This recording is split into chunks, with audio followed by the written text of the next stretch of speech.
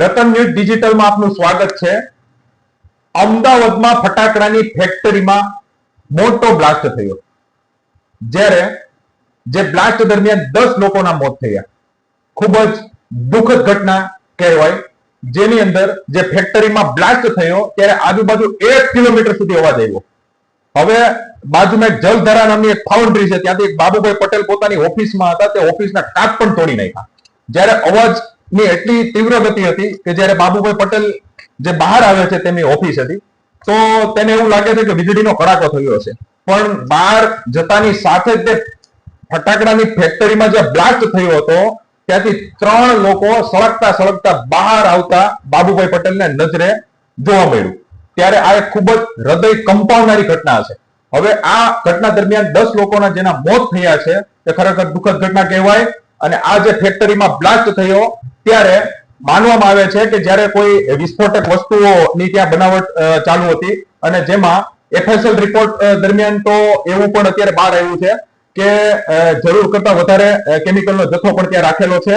અને પહેલા તો આ જે ફેક્ટરી છે તેમાં એવું પણ કહેવામાં આવે છે કે ભાઈ એને સીલ કરવામાં આવી હતી, તો 20 દિવસ પહેલા ફેક્ટરી ચાલુ કરાઈ હતી તેવી એક માહિતી મુજબ એવું પણ જાણવા મળે છે। અને ત્યારબાદ ત્યાં બહારથી શ્રમિકો બોલાવી અને કામ કરાવાતું હતું। જ્યારે આપણે ત્યાંના ચીફ ફાયર ઓફિસર જે છે તે અમિત ડોગરે એવું પણ જણાવે છે કે 18 લોકોની કેફિયત આપી છે, કે 18 લોકો તેમાં હતા, પણ 18 થી 20 જણા હોય તેવી શક્યતા છે, જેની અંદર 10 લોકોના તો મોત થયા છે। જ્યારે જેઓ ઈજાગ્રસ્ત છે તેઓ એલજી હોસ્પિટલમાં સારવાર અર્થે ખસેડાયા છે।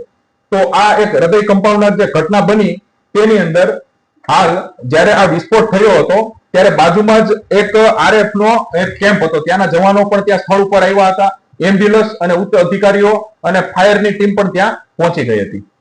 જ્યારે આ ટીમ દ્વારા રેસ્ક્યુ હાથ ધરાયું હતું અને પાણીના છંટકાવથી અને ફાયર વિભાગે ખૂબ જ જહેમત ઉઠાવી અને આ સમગ્ર મોટી ઘટના બનતી અટકાવી દીધી છે। જ્યારે 10 લોકોના મોત થયા છે તે ખૂબ જ દુઃખદ ઘટના કહેવાય। ત્યારે તેમાં દાહોદ જિલ્લાના સંજેલી તાલુકાના ગોવિંદતળ ગામની જે એક જ પરિવારના 5 સભ્યો, તો એ 5 સભ્યોમાં માતા અને તેમની 3 દીકરીઓ અને 1 દીકરો, આ 5 જણાના મૃત્યુ એક જ પરિવારમાંથી થયા છે। જ્યારે હવે તેમના પિતા છે તે પણ એક સારવાર હેઠળ છે, તેઓ પણ દાઝી ગયેલી હાલતમાં હાર જીવન અને મરણ વચ્ચે ઝોલા ખાઈ રહ્યા છે।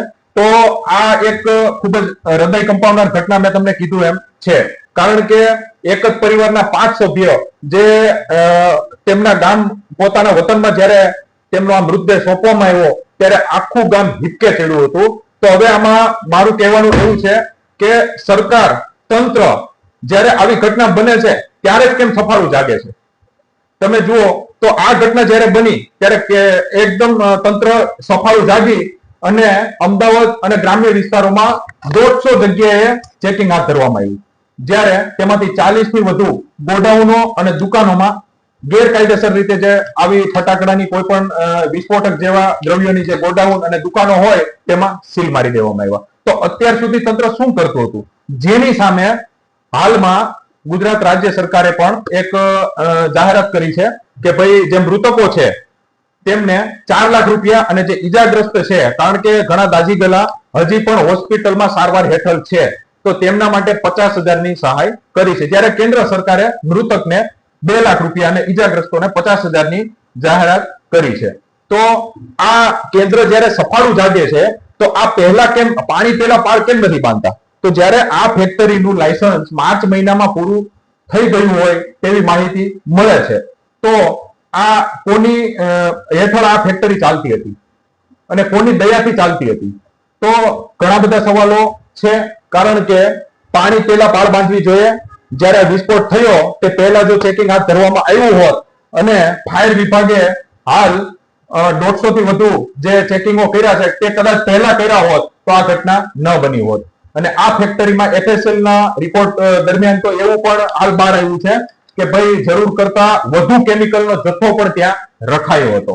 હવે હાલ આગ લાગવાનું મુખ્ય કારણમાં એવું બહાર આવે છે કે ભાઈ જે વિસ્ફોટ કેમિકલ દ્રવ્યો જે રૂમમાં હતા, કે જે પતરાનો જે શેડ બનાવેલો છે જ્યાં વિસ્ફોટક દ્રવ્યો વધારે પ્રમાણમાં હતા, ત્યાં કોઈ બાળકની એન્ટ્રી થાય છે અને તરત જ થોડા સમય પછી ત્યાંથી એક ખૂબ જ મોટો ધડાકો થાય છે. તો આવી રીતે બ્લાસ્ટ થયો હોય તેવી એક શક્યતાઓ છે.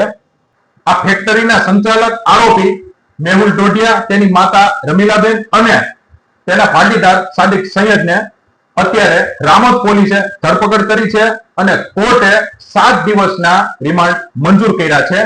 પરંતુ જે આ 10 મૃતકો છે તેમાંથી 5 મૃતકો તો એક જ પરિવારના સભ્યો છે, માતા સહિત 4 બાળકો, અને તેમના જે પિતા છે તે અત્યારે ગંભીર હાલતમાં હોસ્પિટલમાં સારવાર હેઠળ છે.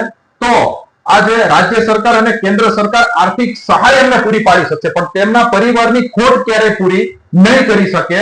તો આ અત્યારે જ્યારે ફાયર વિભાગને જે આવી ઘટના સામે આવી તો અત્યારે સફાળું જાગી અને અમદાવાદ શહેર અને ગ્રામીણ વિસ્તારમાં 150 થી વધારે જગ્યા ઉપર ચેકિંગ કરી 40 ગોડાઉન ને દુકાનોમાં તમે અત્યારે સીલ મારી દીધા. તો આ જે ચેકિંગ રહ્યું તમે પહેલા પણ કરી શકતા હતા. અત્યારે પણ ડેઈલી રૂટીન બેઝ ઉપર ચેકિંગ થવું જોઈએ. રૂટીન ચેકિંગ જો થતું હોત તો આવી ઘટના ન બનત, કારણ કે અહીંયા કામ કરવા વાળા અને જે કોઈ પણ ફેક્ટરીઓ હોય તેમાં રિસ્ક વાળું કામ જો કરતા હોય તો એ લગભગ મજૂરો હોય છે. અહીંયા પણ જે મજૂરો હતા એમની 400 રૂપિયા રોજના એમને આપી અને એમની પાસે આવું રિસ્ક વાળું કામ કરાવાતું હતું. તો આવા જે શ્રમિકો છે એને ધ્યાનમાં લઈ અને ફાયર વિભાગ અને તંત્રએ રૂટીન ચેકિંગ આવું કરવું જોઈએ, જેથી ભવિષ્યમાં પણ આવી ઘટના ન બને.